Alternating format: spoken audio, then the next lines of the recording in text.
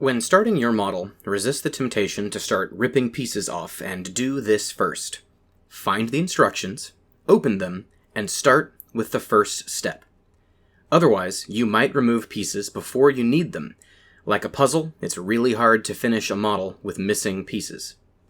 In my case, I start with parts C28, C14, and C16. What that means is that sprue C has 3 numbered pieces, 28, 14, and 16, that I need to find and remove, then trim and glue. After locating sprue C, I open my plastic bag and get to work. Grabbing my diagonal cutting pliers, I carefully place the flat edge of the cutters, not the slanted edge, as close to the piece as I can, and snip. I disconnect the piece from the sprue.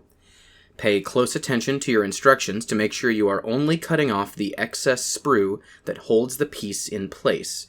You don't want to cut into the piece or cut off some protruding details or assembly notches or pegs. Your instruction should show you exactly what your piece should look like. After your pieces are removed, they will have extra bits of plastic on them that will make it really difficult to fit them together.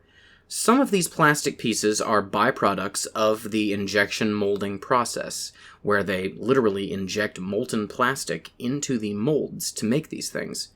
You'll have gaps in your model if you don't trim this extra plastic off of your pieces, or pieces might not fit together at all. Again, pay very close attention to what the piece looks like in your instructions.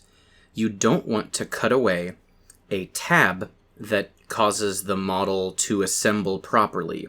Like in this piece I'm showing right here, this tab needs to stay for assembly.